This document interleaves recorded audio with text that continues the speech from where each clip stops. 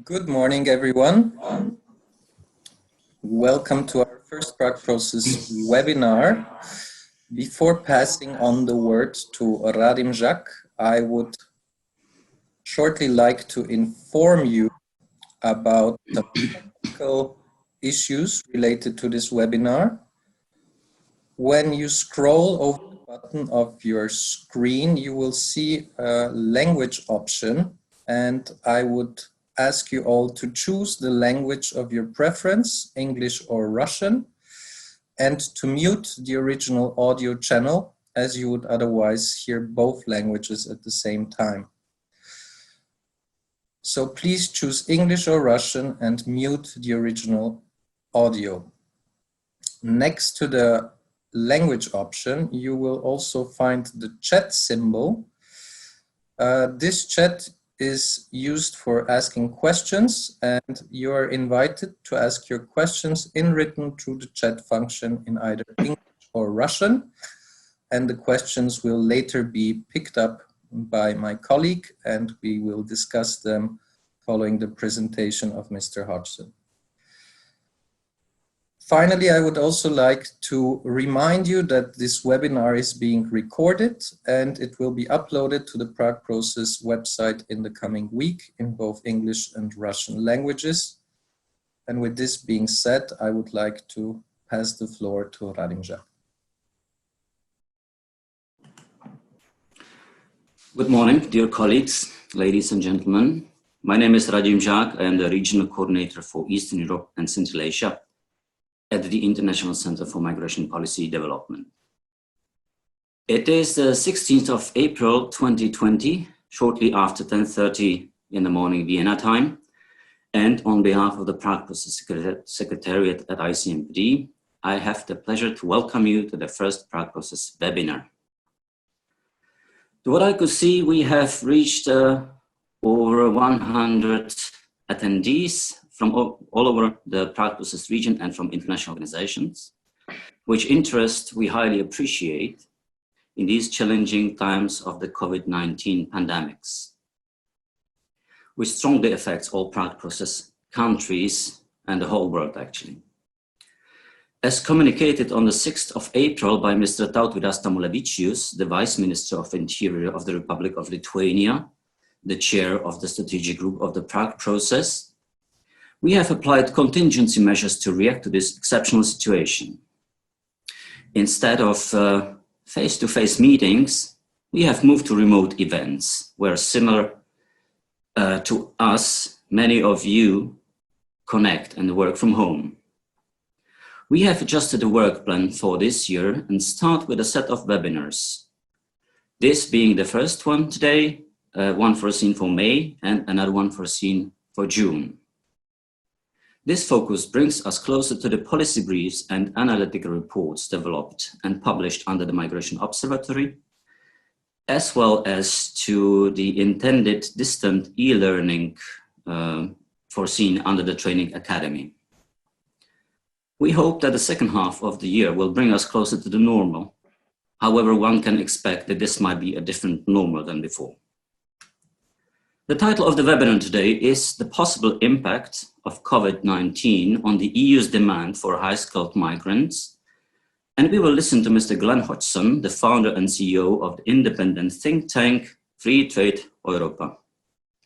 Before we start, I would like to introduce my colleagues from the Prague Process team and thank them for organizing this webinar.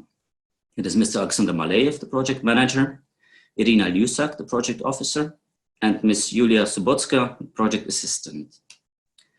I thank you for your attention and hand over to Alexander Maleyev and wish you to enjoy this webinar. Thank you. Thank you, Radim. Before introducing our speaker, Mr. Hodgson, I would just make a few additional remarks on this webinar. We have had this idea of organizing such webinars already a while ago, but never managed due to all the live events that we had to organize. So now through the coronavirus, we are all in a home office and we were forced to finally implement what we had in mind. We also plan to have online meetings between states and also online trainings in the future, but this is our first webinar and we hope that it will work out both technically with the interpretation and with the remote access of almost 100 people. Glen Hodgson is the author of a recently published policy brief, which is accessible on our website. The policy brief is on intra-corporate transferees. And we asked Glen initially to present his paper, but following the coronavirus outbreak, we asked him to widen the scope of his presentation and react to the ongoing developments. So in this sense, I would like to thank him for his flexibility. Glen has a background in politics and administrative studies. He graduated at the College of Europe in Bruges. He's from Sweden and has over 20 years of professional experience in communications, in business development, and as a policy specialist. His main expertise is in the energy, transport, and technology sectors, but through his excellent understanding of the EU institutions and directives, Glen is a sort of all-rounder who does not shy away from addressing migration issues as well, especially at EU level. Glen is an excellent writer and speaker, but also very creative and innovative. So we are very happy to have him as our speaker during this first webinar. He has also rich expertise throughout the Prague Process region, both in public institutions and the private sector. With this being said, I would like to pass the floor to our speaker, who plans to speak for around half an hour, and after that we will address your questions. Thank you and enjoy. Glen, floor is yours. Well, many thanks indeed for those kind words, and good morning and good afternoon to everyone. I'm delighted to be presenting here today on the first webinar, where I'll be speaking about the need for high-skilled labor in response to the COVID-19 crisis. This will allow us to look at the current situation and particularly the drivers for change as we exit the crisis. I will not focus too long on the Intra-corporate Transferee Directive, but instead quickly move on to the present situation and the future impact. The idea is to frame this whole webinar as a reaction to the COVID-19 crisis and the fact that the ongoing swift digitalisation and industrial change across Europe will require high qualified third country nationals to support industries.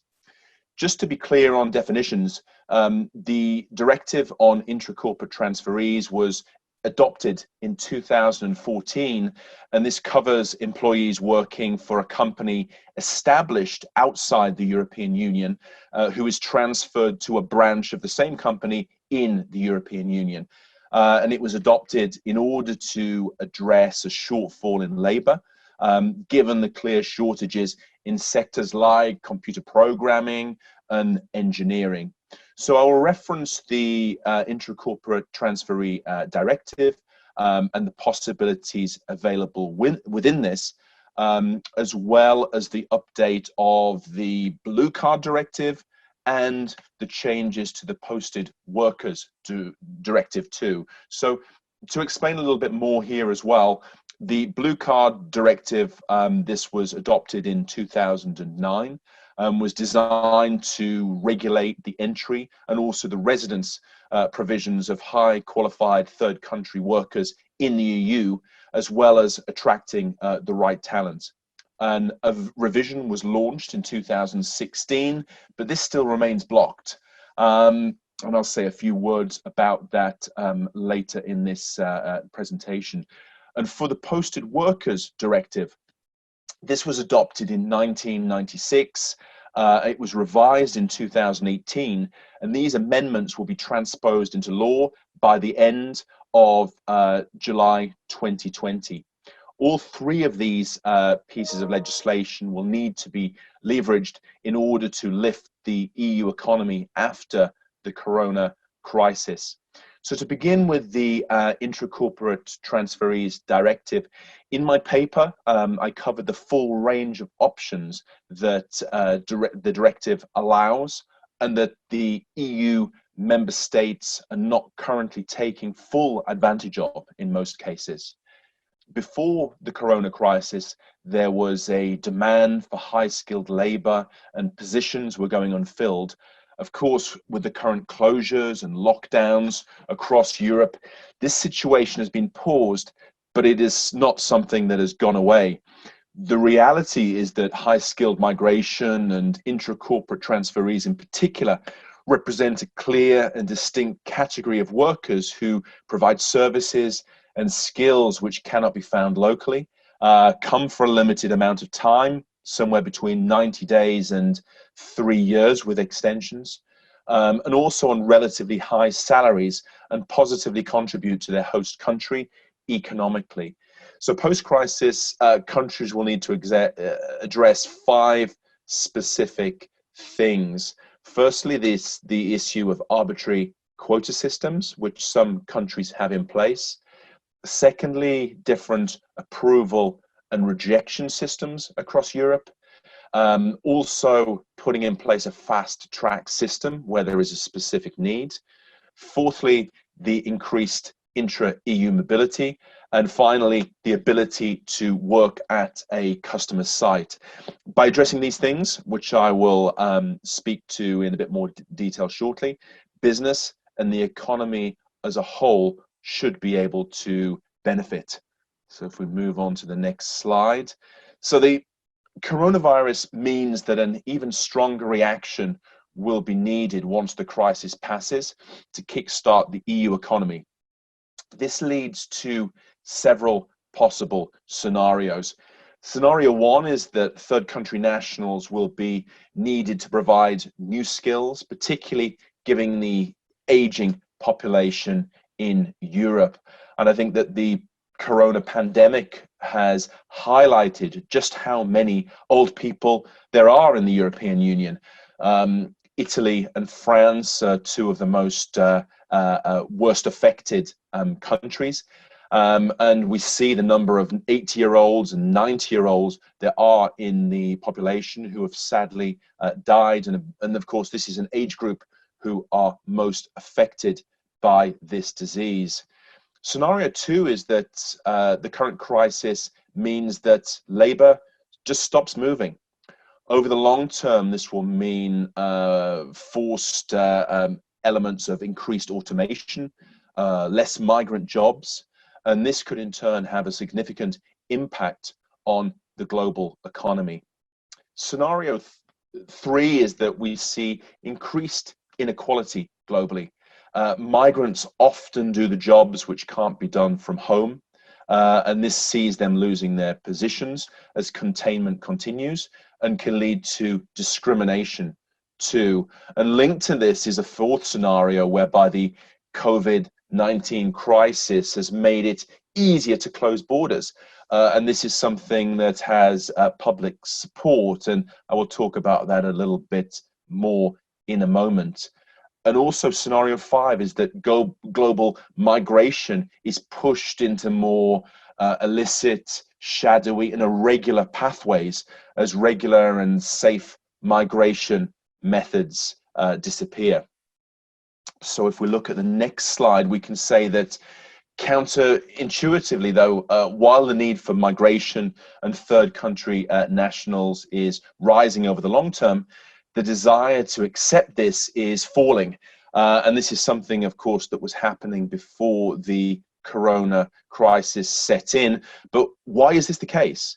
Well, the European Union amended its approach to both legal and illegal migration in response to the migration crisis of 2015. This was marked by high numbers of refugees arriving in the European Union via Southeast Europe and across the Mediterranean Sea. Although the arrivals have now fallen over the intervening years, the effects are still being felt in national policies, but also the rhetoric and the views of politicians and public opinion across much of the European Union. This is a trend that is likely to remain for some time. We've been seeing on the Greek-Turkish border, we're seeing the brutality and the tone towards migration has changed in general. In 2015, it was sympathy, it was welcoming. Now it's a mood of almost keeping people out at any cost. This hardline approach is affecting legal and high-skilled migration as much as illegal migration. The corona crisis has heightened this. Borders are closing and the single market is in some cases being undermined too. And politicians are looking for local solutions, and the current policy and rhetoric centers around protecting local workers.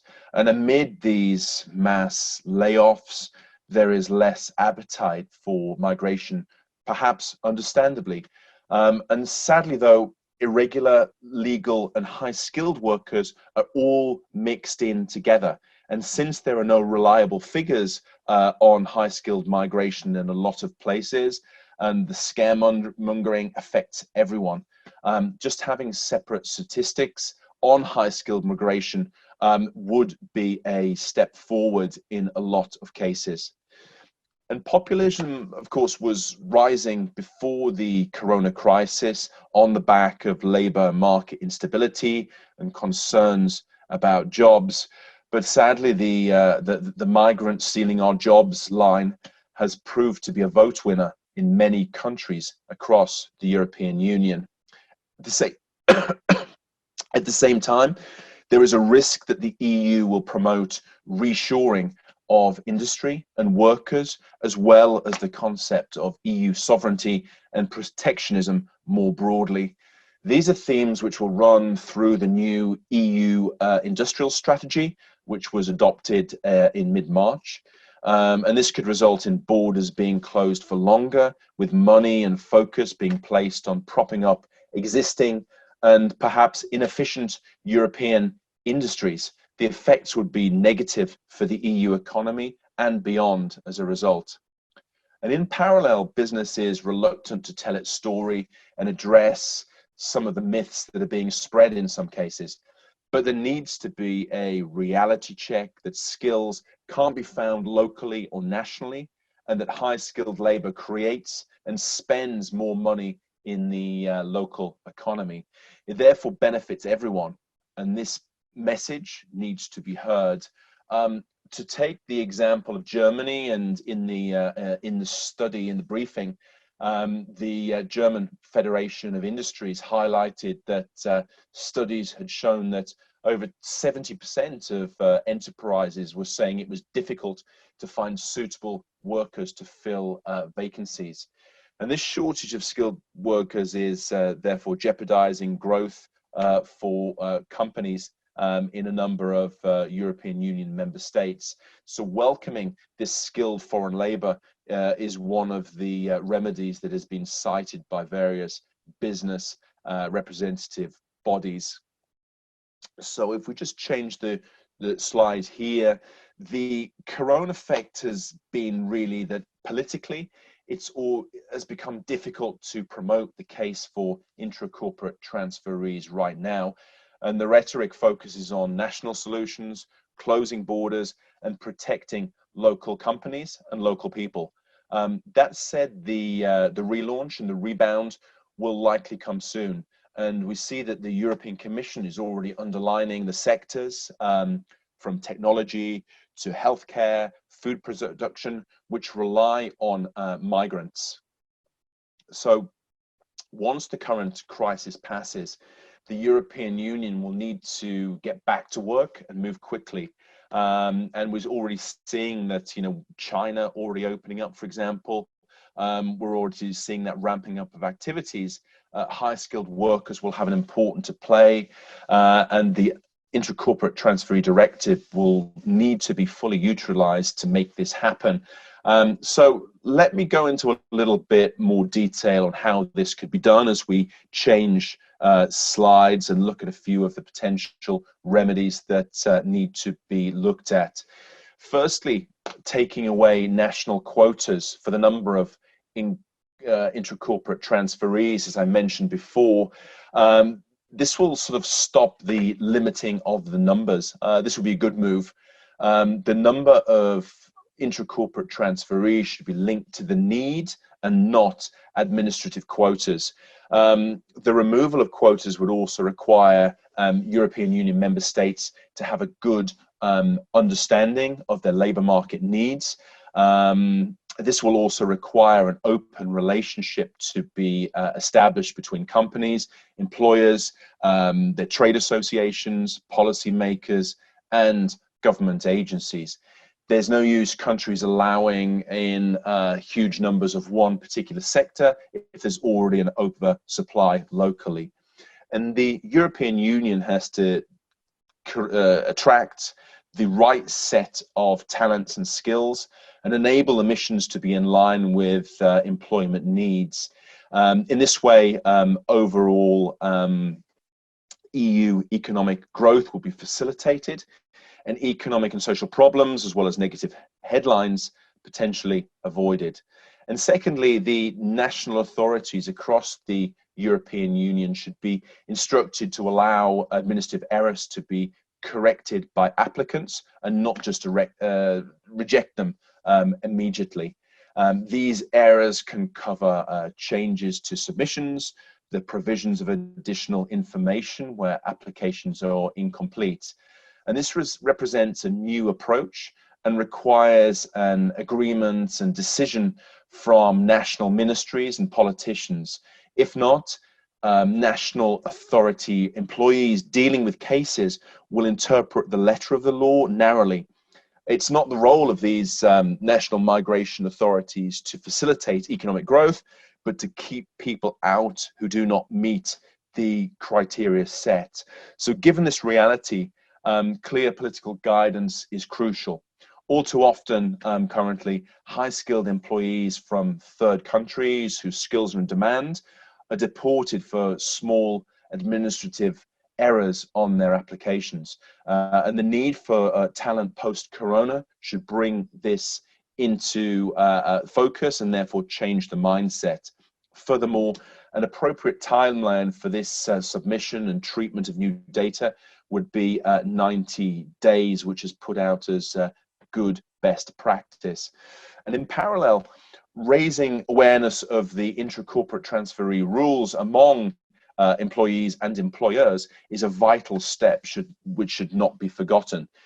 This needs to be done in a clear and obvious way and should include information sessions, it could be social media campaigns, and outreach to trade bodies too.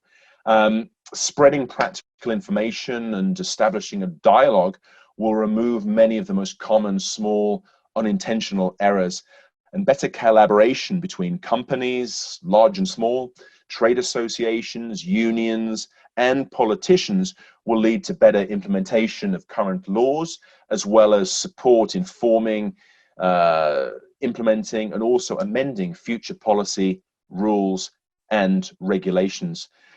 And linked to this administrative issue, all EU member states should put in place a fast-track system, many have already done so, for frequent and trusted users of intra-corporate transferees. This would mean that authorities could issue the status more quickly and not need to take each application in turn on its own merits. And this would free up time and resources for case handlers. When it comes to intra-corporate, intra-EU mobility, this should be allowed across all European member states. Countries are losing out economically by not allowing this. And even though it is covered and permitted by the current provisions and scope of the European legislation, but the need to kickstart economies after the corona crisis will force the hand of decision makers.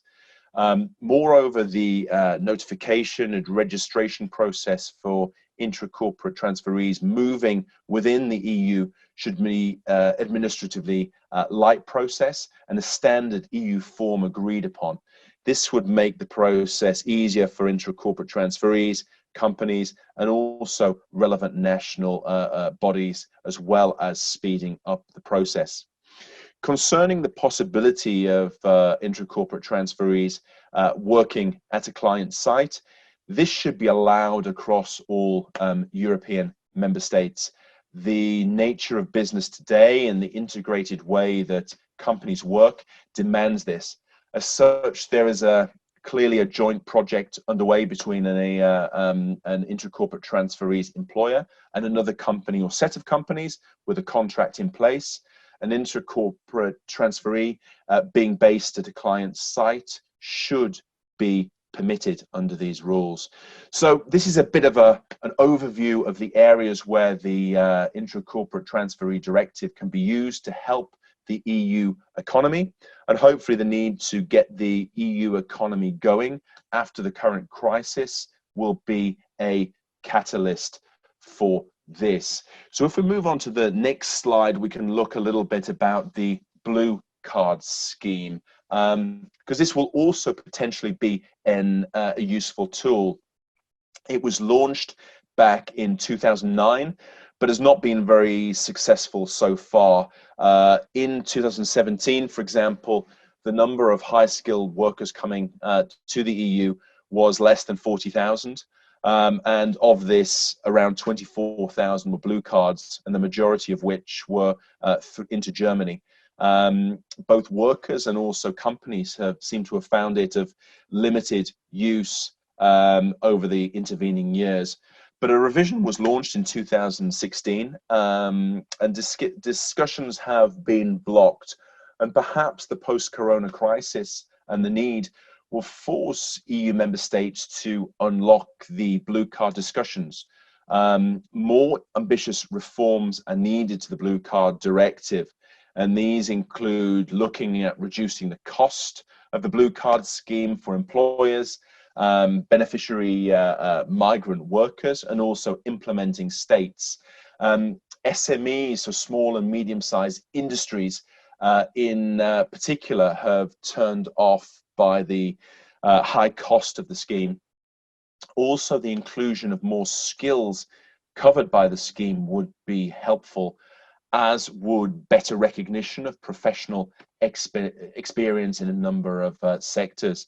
Another potential area to look at would be offering better family reunification possibilities, and in addition, providing real additional rights and added value to protect beneficiaries would make the scheme more attractive.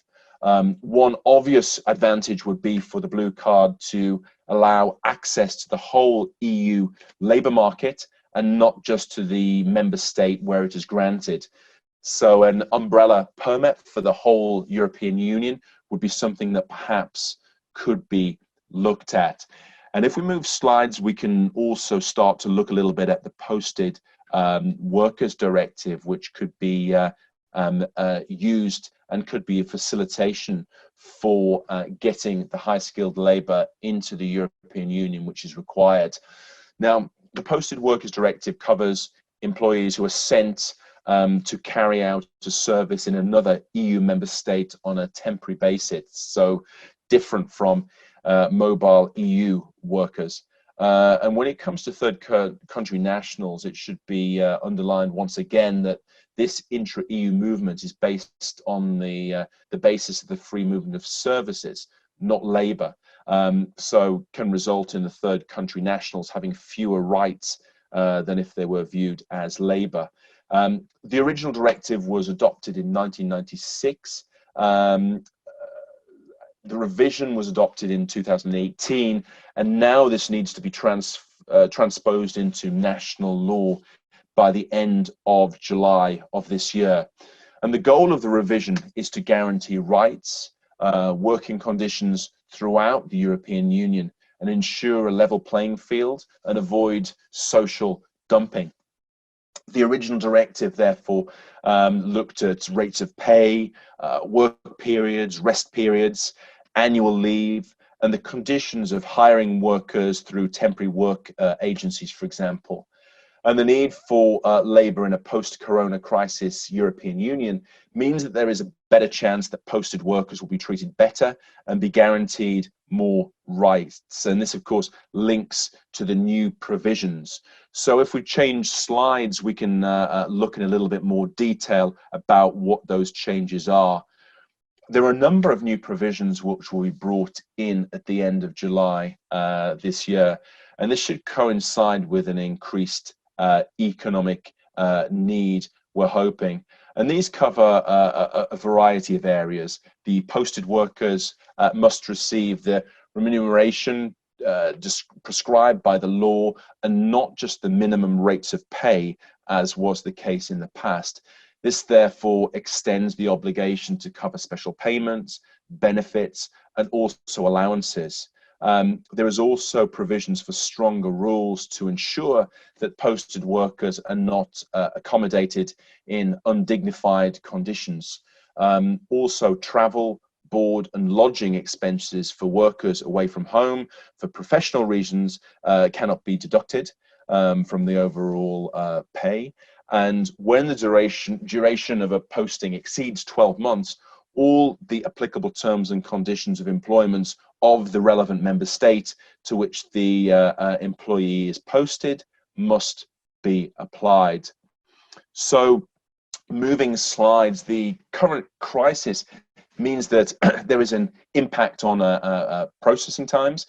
Timelines are currently slipping, and with less economic activity in general, this is perhaps not seen as a priority. But once this crisis passes, though, we could see the opposite trend. With increased demand should come a push to process applications quicker, and certainly within 90 days. And with a need for increased skills, we could also see more use of the fast-track procedures, particularly in key sectors like healthcare, research, science, technology, and engineering. Again, business needs to play a role here in articulating the needs that it has. So at the moment, we're seeing kind of long-term and short-term migration being affected by the coronavirus. There is currently less of a need for labor, but we're seeing national examples. Portugal, for example, offering rights to migrants during the crisis so that they can access social security and healthcare. And this economic burden is significant, though, and perhaps there could be a reaction against this further down the line. It's really important to highlight the contribution that migrants offer host countries, particularly as we exit the crisis.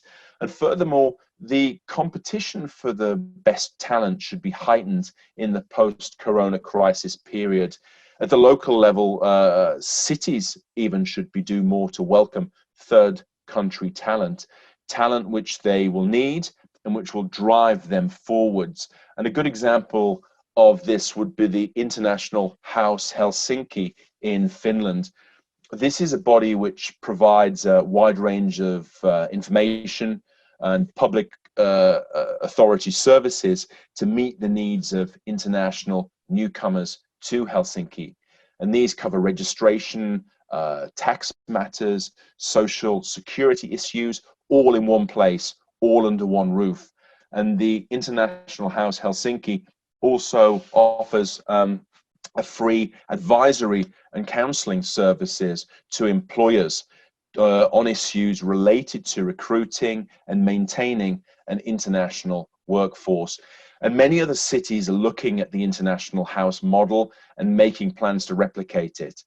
This is a great example and one that could help in the search for attracting and also retaining the best talent. So if I can move to the slide on conclusions, the coronavirus pandemic has turned the world upside down, and we're feeling this really at the moment. And the short-term effect is that decision-making slows down with politicians and decision-makers focused elsewhere.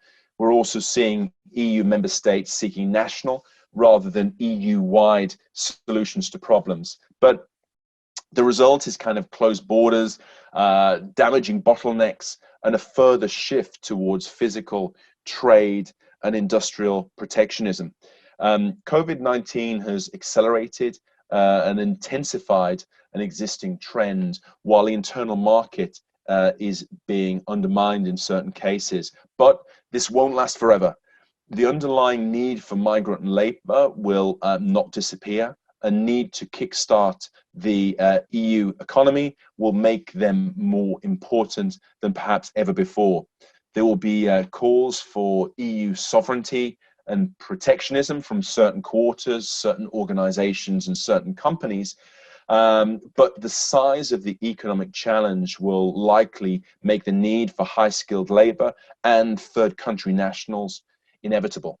So despite the current lockdown and the doom and gloom in Europe and globally, the possibilities offered by intra-corporate transferees, also by the Blue Card scheme and the revised Posted Workers Directive, will all need to be exploited.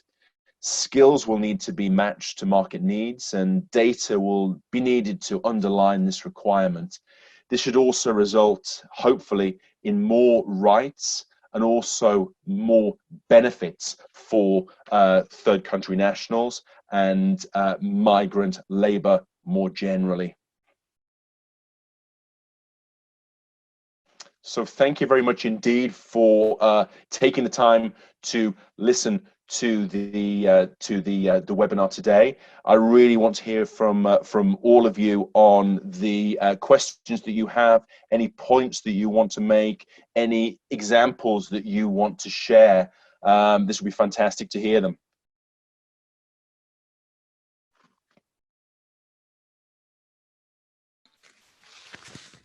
Thank you very much, Glenn, for this presentation. I think it was very informative and you managed well in time. Well, I would now invite all participants to ask their questions through the chat function. I would maybe like to open the floor by asking you what would be interesting for us in the Prague process to know. Namely, do you think that the current situation will lead in the mid and long term to more international cooperation on migration? Or do you see the opposite trend, that states will rather isolate themselves and work less together? And while you answer this question, I will then pass the floor to Irina for also asking the other questions received. Thank you, Alex. It's a great question. I think we've got competing forces.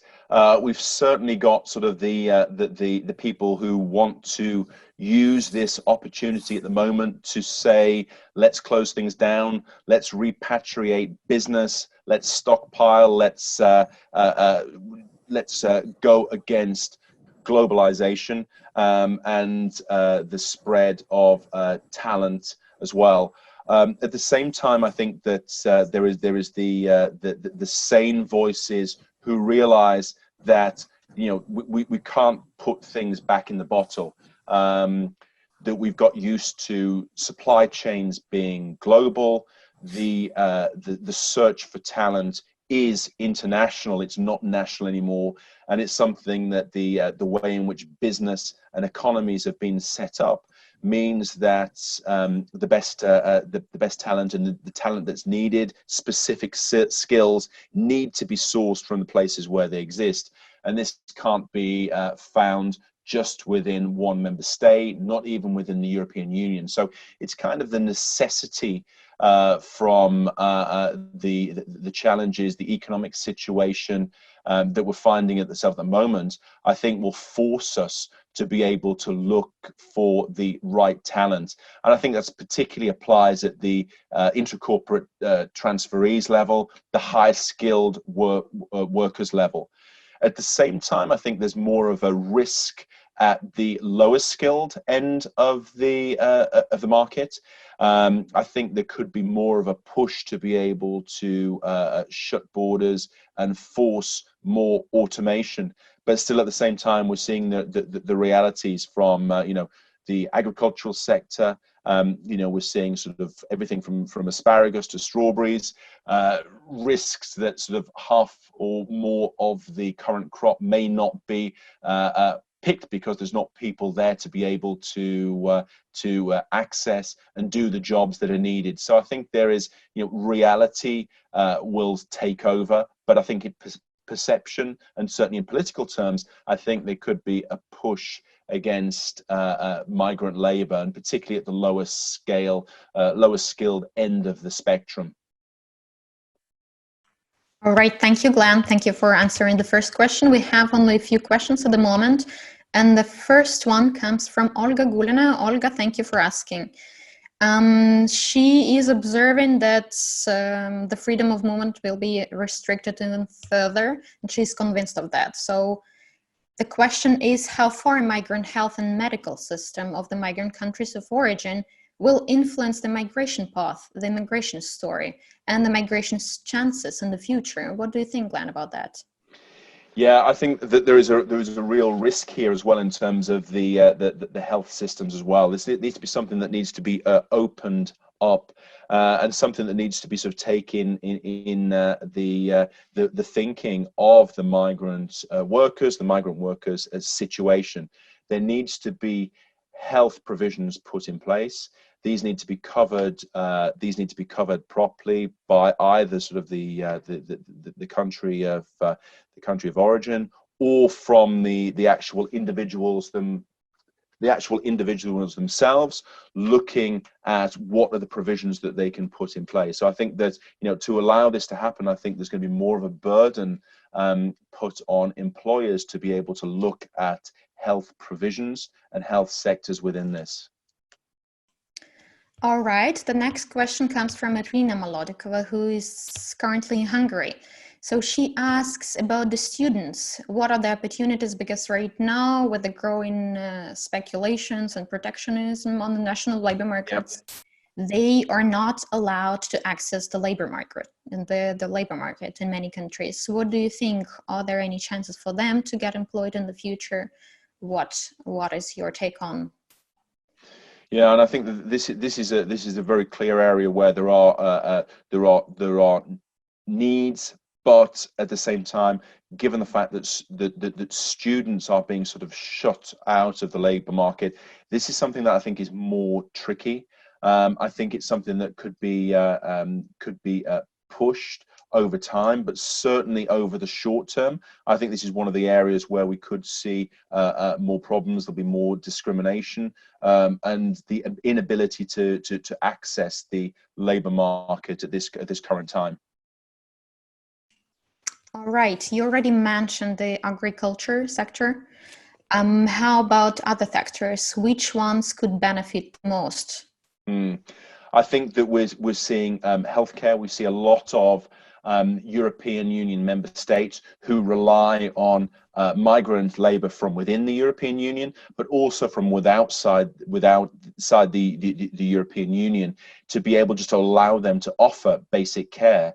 And I think that the corona crisis has brought this into focus, the need for people with skills, all the way from sort of nursing staff, support staff, to trained doctors and nurses.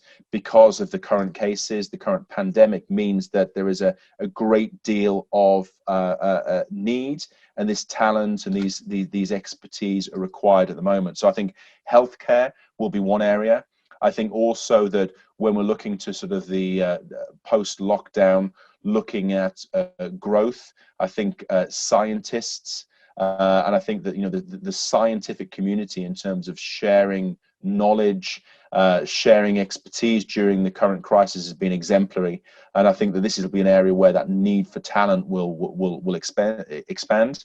I think also computer programming, engineering, these kind of specific skills that there are general shortages of in certainly particular member states, but also generally across the European Union. I think that these are areas that will the need for this talent will be expanded as we come out of lockdown, and the economy, if not gets back to normal, and certainly needs to relaunch itself. And I think without these sectors, it'll be very, very difficult indeed. All right, thank you, Glenn. And the next question comes from Turkey, I would assume. How their situation will affect the EU candidate countries, in particular Turkey? What's your thoughts on this context? Yeah, I think that the candidate countries have been pushed back and treated rather badly up to this point. I think that kind of the push ever since the sort of the accession piece was vetoed for Macedonia and Albania, I think that it's been put on the back burner. But I think that this will come back into focus once again when the need arrives, but particularly looking at the focus for the high-skilled labor going down the chain and go down the spectrum afterwards. I think this will inevitably focus the discussions to reopen, and particularly around the labor shortages that we will probably see further down the line once this crisis clears. Hopefully we'll see more of a need to get to the table and discuss more with candidate countries about sort of on the labor element, but more broadly kickstarting those accession discussions and put them on a more concrete path, as opposed to the eternal waiting room approach, which seems to be one of the current phases. All right, and then another question about the local governments, how those could be engaged and included in the international labor force to their integration models. So the integration of migrants, labor force. Yeah, I think that the international labor force is where the talent needs to come from. We need to have this sort of focus now on finding out, first of all, what is the need, and then looking at what are the specializations which exist elsewhere and facilitating that high-skilled labor, and also in some cases, even when it's not high-skilled, looking for where the needs are at the moment, and being able to look to sort of the international community and being able to source the skills that are required from that basis, and using the provisions that are available, whether it's the Posted Workers Directive. Of course, we're allowed to bring in third country nationals on the same on the same terms, given that that is sort of into European case law. These are things that should be used, and this should be facilitated for the European business and the European economy to grow. All right, then Violetta from ICTs, Violetta Wagner, is asking about the brain drain situation, because she says that, yeah, basically a presentation confirms that migration will be more exclusive and only highly skilled will be able to migrate, but that will increase the brain drain from the destination countries. Yes. But will not decrease the pressure on the labor markets in these countries for low skilled. So migration will basically serve the interests of destination countries, and distribution of the global good will be even more unfair. What do you think about that? Will it be the case? Yep, that is certainly a serious concern that we can see at the moment, that the best talent leaves. But at the same time, I think that we're also seeing the way in which labour patterns are going as well. Looking at the high skilled sector as well, computer programming, using the Ukraine, Georgia, these kind of countries which are used more and more, given the expertise and talent, so that the talent stays in place. But at the same time, I think we will see labour moving, and the brain drain is a key issue.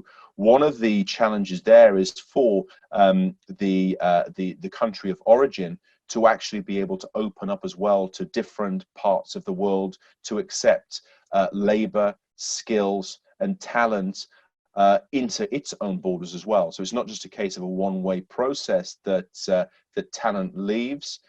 Making it attractive to other third countries to open up their labour market as well. In some cases, we see that the opportunity that labour leaves, but it's actually very difficult for migrants from other parts of the world to be able to move and migrate into these countries that are depopulating. Okay, and then there is a question about the African countries, which are the source countries also for the EU. Since their economies and their medical systems are so fragile, what do you think about their future prospects? Will these migrants are able to come to the EU in the same manner as they're highly skilled, or what is your take on here in this regard? Yeah, I think it's certainly a challenge, and I think that if we look in terms of a scale, I'd say that on the African side is more complicated. It's more difficult to be able to create the desire and the need and the openness within that space.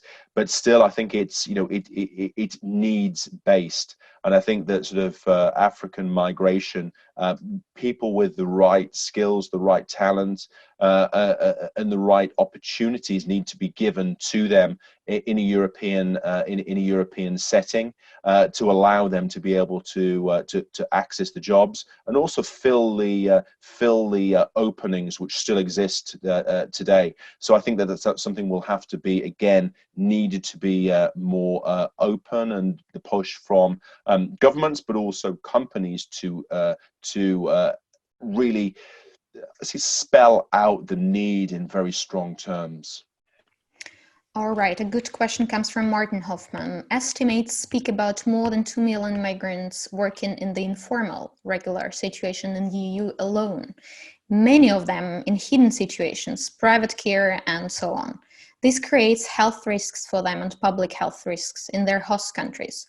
Do you see more policy space evolving to finally address this issue by making informal jobs formal and by imposing stricter control and sanctions on employers?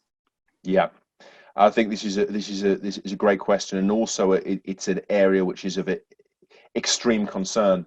And I think that if things go wrong in terms of the nationalization, repatriation, EU sovereignty angle is pushed more and more, I think sadly we could see more and more people resorting to illegal routes, shadowy channels to be able to come in, not officially part of the labor force, which of course brings no safety net, brings a lot of precarious situations for the workers themselves, and this is something that is a real risk at the moment. And I think that with more openness needs to be more sanctions on employers as well, so that if they're seen to be gaming the system, not following the laws, then there needs to be really strict sentencing and really strict penalties against the employers who are using illegal workers and actually not registering things in the easy way. So it's kind of both ways. We need the penalty for people who break the rules, but we also need the proper rules to be in place to allow safe, legal migration to take place for individuals from different parts of the world.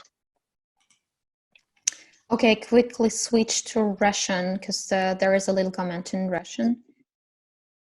Dmitry Politaev is asking, some of the workers not from the EU member states, despite they're not blue collars but white collars, what do you think about the people who were not doing a very high qualified jobs, but whether automation can actually help replace those people, or those people will still be in demand? Thank you very much for the question. Yeah, I think there will still be a need for blue collar workers. I think that over time we're seeing the automation of certain jobs, and this is something that will increase. But at the same time, I think that the more and more we have machines, we have technology.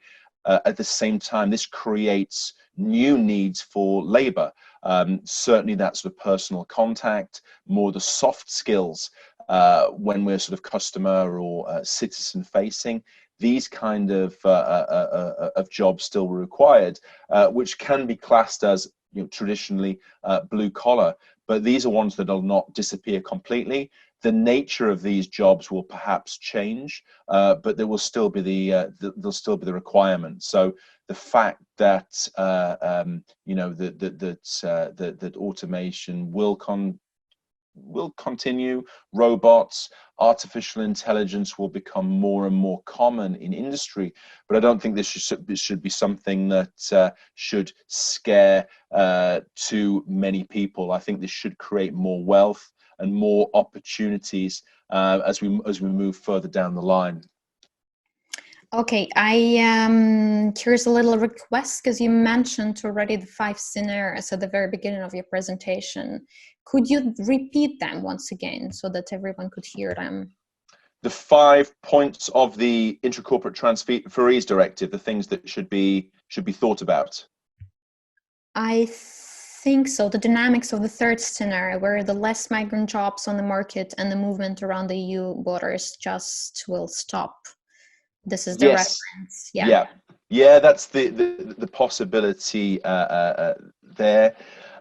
So basically, in terms of inequality, you know, we're seeing a certain amount of sort of high-skilled migration, but also there's a great deal of low-skilled migration coming on as well. And I think that what we've really seen now with the corona crisis is that, you know, people are working from home. We're not physically meeting. We're doing things electronically, and that's fine. And I think that there will be more of this sort of automation of the workplace. The traditional 9-to-5 jobs will change even more thanks to technology, because we see what the possibilities are. But of course, there's a certain number of jobs you can't do from home, whether it's picking raspberries, whether it's working in the healthcare sector, cleaning jobs, elderly care. These are not jobs you can do from home. You need to be there, you know, and we see this in the platform economy as well. Where there's lockdown, there's still people delivering pizzas, delivering food, delivering services. And often these are migrants who are doing these jobs. They're people who are in the sort of front line in terms of the corona crisis at the moment, increased risk of being infected. And this leads to sort of increased inequality. You know, the ones who can work from home, the ones who have more opportunities, maybe have a safety net in terms of you can work part-time but still get paid. The government will top up your salary. To those ones who working on almost like a case-by-case 0 hours contract, and if they don't work, there's no provisions. They need to work to be able to live, to be able to feed themselves and their family. And I think that, you know, given the fact there's a lot of migrants who are doing these jobs at the moment, this is something that can continue, and we can almost see that inequality between the people who have the high-skilled, well-paid jobs and those who are on more subsistence jobs. The difference, not just in terms of salary, but also conditions and vocational benefits could also become wider over time as well. And this is something that, you know, could also lead to discrimination, as we see that people are falling out in terms of not being up to the same level, discriminated against because they're not part of the workforce in the same way. This is something that we could see expanding, and it is something of great concern. All right, I have another 2 good questions. One, I think, is coming from Lithuania, if I'm not mistaken, and it's with regard to the impact of the coronavirus on the international road transport sector. In many EU member states, particularly Central and Eastern Europe, many third country nationals are employed exactly in this sector. What do you think in this regard? What will be their possible impact on this particular sector? I think it's, of course, at the moment, it's something that's been hit very badly. I mean, we, first of all, started off with sort of, given the global supply chains, parts weren't arriving from China, therefore finished goods couldn't be produced. Therefore, there was restrictions on the ability to actually create and deliver finished products. That was the first effect. Now we're actually seeing the impact of border closures. We're seeing goods not having the sort of the raw materials, or not being able to have all the sufficient parts to be able to find and produce what is needed. I think we've got blockages at the border, and even though sort of the EU internal market in theory should be working, the reality is that they're bottlenecks. There's delays, and there's certainly confusion as well. I think one of the key things that we need to see coming out of this crisis is that to make sure that the EU single market is prioritized more than ever, both in terms of making sure that enforcement and implementation, but also expansion. We're seeing more red tape, we're seeing more national provisions being put in. And I think that sort of to be able to kickstart the economy, we need to have the free movement of goods and really commit to the European single market. And I think that the transport sector is a vital part of this. This is something that should be supported, that should be facilitated in terms of the workers and drivers within the logistics sector. I'm aware of the sort of the high numbers from certain parts of Central and Eastern Europe who are working across the continent.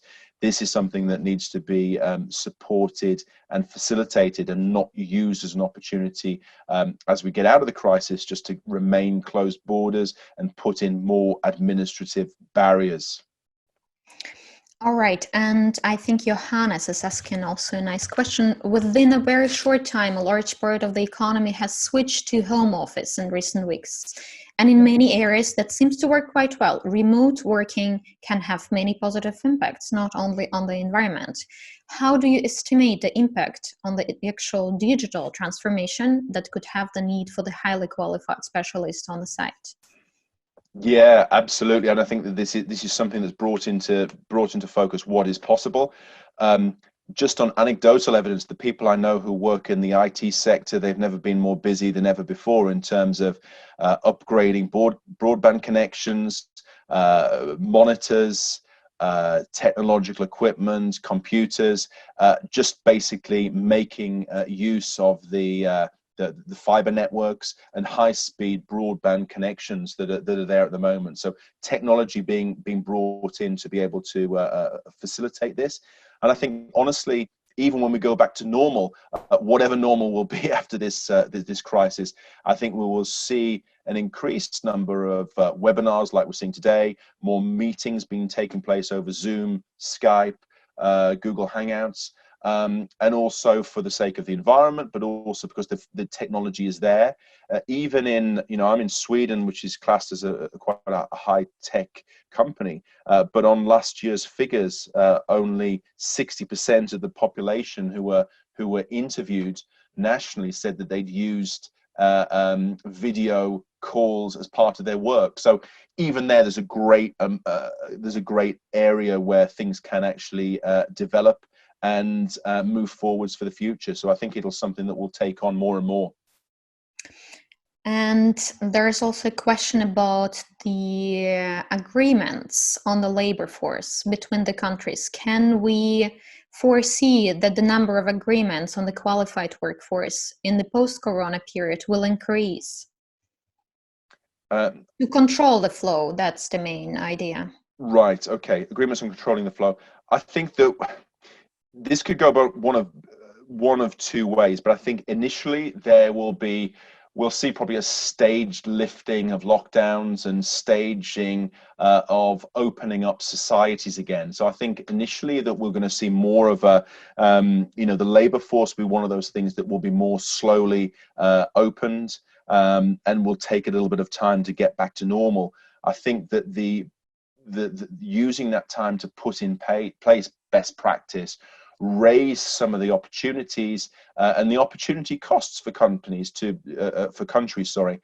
be able to open up the labor force and allow more things in terms of agreements. This should be used as an opportunity out of the crisis that we've created now. Look at the opportunities for how we can actually do things better. And then we have a question from Koso with regard to the growing unemployment crisis. Will this push people to migrate more in the following years, and how this may affect the countries of destination? Yeah, and then of course I don't have a crystal ball. I wish I did, but in terms of my estimation of this, I think that in the short term, definitely. I mean, people need to be able to live when they realize that the opportunities aren't there. Maybe for the short to medium term, they've disappeared. I think that there will naturally be a desire to move and look for opportunities elsewhere. I think this, of course, will have an impact on countries of destination. I think, first of all, within the sort of a European Union context, and more broadly within sort of third country nationals coming into member states, particularly where we've seen sort of a high increase since 2015, the likes of Germany, Sweden. We see the sort of the political mood changing, and this will potentially make things more complicated, certainly for sort of the broader range of labour, particularly at the blue-skilled, less skilled worker dimension. I think will be more complicated over the short to medium term. Okay, and back to the agriculture. Here's a question with regard to the current situation that many countries many businesses, local businesses, were pushed to lose their foreign labor, and therefore they turned back to the domestic labor force for at least one season. Looking a little bit ahead of time, will this be the situation next year? Can we predict that more businesses will turn to the domestic force and not go back to using the foreign labor force instead? Yeah, I think in the short term, I think there's a lot of volunteers who've helped out in the agricultural sector just to sort of basically get things done. I think the shortages were there well before the corona crisis. I think this is structural. So that need for sort of foreign labour to be able to make things happen, to be able to pick the crops, again, something we can't do from home, and something that's very time sensitive. Crops need to be picked at the right time. I think also the reports coming back from people who think, well, this is low skill, this is easy. People who try and pick asparagus, pick raspberries, pick blueberries, very, very complicated to be able to do that properly and in a way that can actually be sold on meeting the standards that are required afterwards. So there is a great deal of need for people with the skills here. So I think while people are helping out in the short term, while this crisis is on, I would see a return to the pre-corona times in terms of third country nationals being brought in and used in the agricultural sector as seasonal workers, and making the most of the EU legislation that is available to allow that to happen. And another two questions that I see, I return back a little bit, and the one coming from Irina, she's asking with regard to the transfer of pensions of the third country nationals. What will be done in this regard, with regard to the highly skilled professionals, first of all? Do you see any prospect? I think that the pensions maintains a very difficult issue, even within the European Union. And I can say this personally as someone who's lived and worked in 4 European member states. It is very, very complicated, and there's a lack of clarity, and that's something that needs to be looked at. And I think the issues are on the table there. I'm certainly not a pensions expert, so I couldn't speak with any level of detail on sort of the plans, proposals, on what's actually coming up and what needs to be done. But I do know, on a broader level, the discussions are underway, and this is something that is one of the barriers to migration and the free movement of people at the moment. The fact that you're not allowed to bring with you your sort of retained talent, the money that you've built up, it basically has to stay where it is, as opposed to being able to transfer it, is one of the key problems that a lot of workers are actually finding. Okay, and here's the last question that I see, no more, and that comes from Olga Gulina again, and she says, I have doubts that human movement and transnational migration will be decreasing in the future. We will expect the second wave of the coronavirus in the late autumn, she says. What institution states are currently working on the new amendments on migration regulation and health standards. Do you have any information on that? Any amendments around in the EU or any countries that are working on that? Yeah, I'm not aware of any specific change. I know it's an area that's been sort of looked at and needs to be thought of further down the pipe as we discuss these issues in more detail. I'm not aware of any concrete proposals or any specific provisions that have been put in place on this. But yeah, certainly something to look out for. But personally, no insights on that one. Okay, thank you, Glenn. I think that we're done with the questions. Dear colleagues, dear listeners, if you have any other questions, you can still give us shout out and please text in the chat. We can take another question. Otherwise, I will turn back to Alexander. Alex, could you come back? Thank you, Glenn. I think I introduced you as a creative, innovative person and great speaker, and we've witnessed all of this. And I think it was also good to have you as a person thinking out of the box and having also a business background, because the issues went a bit beyond pure migration science. And I've been very impressed how you reacted to all these different questions relating to different sectors.